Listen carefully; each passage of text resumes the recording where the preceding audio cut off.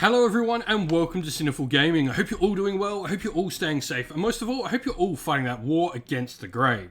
Today's video, we're going to talk start collecting Warhammer Age of Sigmar, and today we're going to take a look at the Kruleboyz Swamp-Lurkers box set, one of the Christmas box sets coming out for Warhammer Age of Sigmar this year.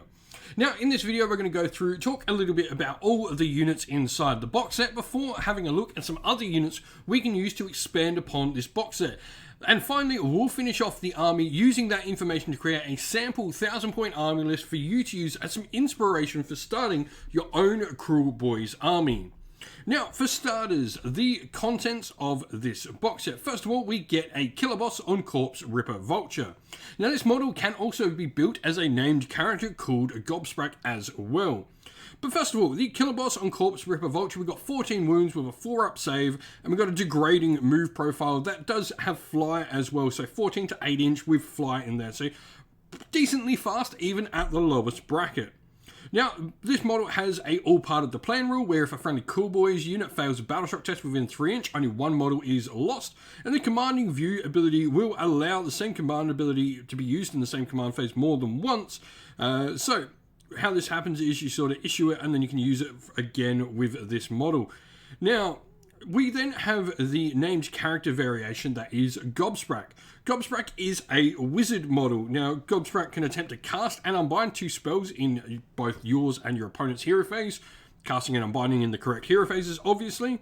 And he's got some cool abilities. First of all, he's got a 6-up ward base from his glyphic banners, but Mork Says No is really fun, where each time he unbinds a spell, the caster suffers D3 mortal wounds, and if the spell was unbound with a 10+, they suffer D6 mortal wounds.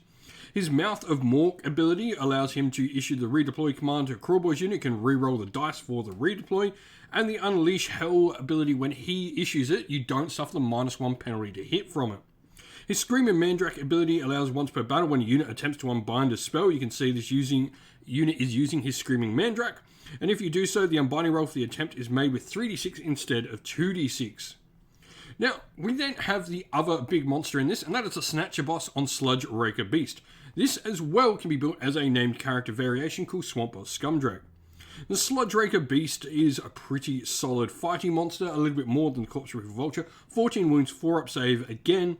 Now, the big thing here is the Sludge Raker Venom. You add 1 to the number of mortal wounds caused by venom-encrusted weapons battle tray if the unmodified wound roll with a 6 and the attacking unit is wholly within 12 inch of this model. So this is pretty cool. Note though, this doesn't actually stack completely with something like the Swamp Crawler Shaman we'll talk about in just a second. So how this would work is we do an additional mortal wound on 6s, and the Swamp Crawler Shaman allows you to do mortal wounds on a 5+. You would do the regular on 5s and a +1 on 6s. Now, the named character variation, Swamp Boss Scumdrake, he's got a cool ability called Betmaster, where if this unit is part of your army after deployment, but before the first battle round begins, you can pick a friendly Hobgrot unit to be the count and crew and 1 friendly unit to be the bet. You can pick this unit to be count and crew and the bet. If the bet is the first friendly unit to be destroyed during the battle, you can pick an extra triumph enhancement for your army. Now, we then have for our troops, we have a unit of battle line called Gut Rippers. These are our standard orcs for the Kruleboyz. They've got 2 attacks each, hitting on 4s and 4s, and can be armed with either Wicked Stickers, or they can choose to be armed with their Savage Blades, the Wicked Hackers.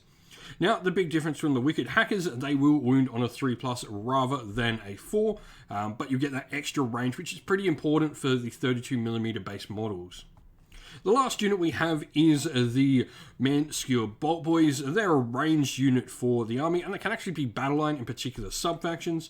They get a couple of shots when they're in their short range, and they do 2 damage, so they do a nice amount of mortal wounds at range.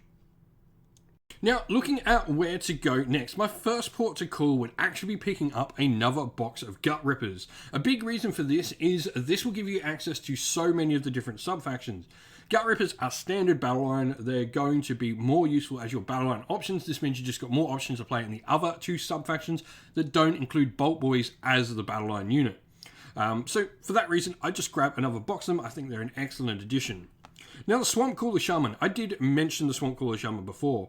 Now, the model's big ability is to give his poison or elixirs. He can actually heal friendly models, but 9 times out of 10, people are going to use his poisons to give a unit the ability to do the mortal wounds from the army's Allegiance ability, Venom-Encrusted Weapons, on a 5+ rather than a 6+. Like I said, this stacking with the Sludge Raker Beast, this will actually allow them to do the regular mortal wounds on a 5+, and the +1 from a Sludge Raker Beast would only affect the 6+s rolled in the attack profiles. Now, looking at another hero option, we have the Breaker Boss on My Brute Troggoth. This is a really fun little unit, a little bit of a glass cannon. It's not going to survive awfully long after thrown into the enemy's line. 12 wounds and a 4-up save. You know, he's decently survivable, but going into anything too hard, he probably will be removed pretty quickly. He does regenerate D3 wounds, like most Troggoths, but his Breaker Harness is really fun, where you can choose to make the model suffer D3 mortal wounds and add 2 to your attacks characteristics on his Ironbound clubs, giving him 6 attacks at 3s and 3s, Ren 2, damage 3. So a pretty nice heavy hitter. Can send him in, do the damage, and then hopefully he's knocked something out. Your opponent has to either deal with him or let him go in and smash something for a second time. The last model we want to talk about is an artillery piece called the Beast Skewer Killbow. Another ranged unit for this particular type of Oryx. And these guys actually have a lot of decent range. Now, the Beast Skewer Bow, you will guess, is really good at taking out beasts. It's got a cool ability called Skewered, where to determine the damage characteristic for an attack made with a Beast Skewer Killbow bolts, you roll a number of dice equal to the wounds characteristic of the target. The damage characteristic is equal to 2 + 1 for each 5+ rolled on those dice to a maximum of 12 damage. Now, this is pretty cool. This means, you know, you will do the mortals. You potentially just do straight out 12 mortals to someone. If you can get that wound roll of a 6, which is really cool. But it is just a nice ability to have. It can really be good to, you know, just take off for a lot of monsters. That's taking off their top, if not their second bracket as well. And so here we have our sample army list for the Kruleboyz. Now we're going to be playing in a warclan called Grin and Blades. This is one of the sub-factions that doesn't give you Bolt Boys as a battle line option. So that means we have included an extra unit of Gut Rippers in this army list. Our grand strategy, no place for the weak, means we're going to try and get rid of our opponent's core units. And then Triumph Inspired +1 wound is actually pretty good considering we've got some decent fighting monsters. Now, we've then got the Snatcher Boss on Sludge Raker Beast, who's going to be our general with the command trait Slippery Scumbag. This allows him to retreat and still charge in the same turn. His artifact is Mork's Eyes Pebble. What this one does is once per game in the shooting phase, he can give a 5-out ward save to units holding within 12 inch of him. And then Weirdun allows him to ignore some magic as well. So a nice couple of defensive abilities on him. We then have Gobsprak the Mouth of Mork going with the named character variation to give us a wizard unit. And we've got the spell The Black Pit on him. This is a cool anti-horde unit spell. You roll a dice for each model of the unit and do a bunch of mortal wounds. Really good because if we're weak to anything in this particular army, we don't really have a lot to do with big hordes. Battle line wise, we have 2 units of 10 Gut Rippers. Like I said, it's for me always wicked stickers. The plus to wound isn't that important considering we're almost always going to be trying to get the mortal wounds rather than the actual hits because we don't do any rends. 3 Manskewer Bolt Boys will round out the army in a battle regimen which is 990 points out of 1,000. No reinforced units, no allies. 74 wounds is pretty decent and 2 drops because we do have 2 monsters. So one of them, probably Gobsprank, I would say, is better to not put into the battalion because this allows you to deploy Gobrat separately, hopefully after your opponent's maybe deployed something, or deploying him where you think he'll be most effective with your Sludge Raker Beast really probably just going to go near the Gut Rippers. So it's not really useful having him as the monster outside the battalion. If you've got some ideas for this box set, let us know down in the comments below. And so that's the end of the video. We hope you all enjoyed it. If you did, please don't forget to leave a like and subscribe to the channel. And while you're at it, why don't you drop a comment down below letting us know what you enjoyed about the video. If you'd like to come chat more with me and other members of our little community here at Cinderful Gaming, you can do so by joining our Discord server, which is linked down in the video's description. Also linked down in the video's description are the best ways to help support the channel, which is our Patreon and YouTube members.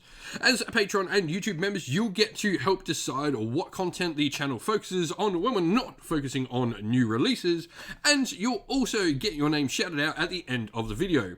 So special thanks to all our Patreons: Christian Weir, Soren, Kenny Lowe, Outer and Shot First, Andrew Bowen, Nathan Fee, The Rising Ape, Q Dynamic, Anthony B, JJ Austrian, Average Wargamer, Domir, Mark Harvey, James Cater, Bloobs, Benjamin Suarez, Redman, Aaron DeHaven, and Kevin Bowman. And to our YouTube members as well: Green Roots Gaming, Kenton Young, Ronya, Locklark, The Johnny84, David Ellsworth, Wolfric Nick, Broken Chef, Ariana Edwards, Revenar, Pink Nico Fire, Robin Man Killer, Monty's Tabletop Terrain, John Castle, Davis Weir, and James South.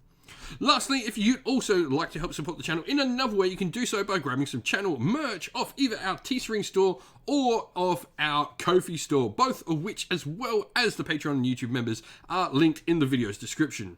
Once again, thank you all for watching. Stay safe, everyone. Stay well, and most of all, keep fighting that war against the Grey. Ciao for now.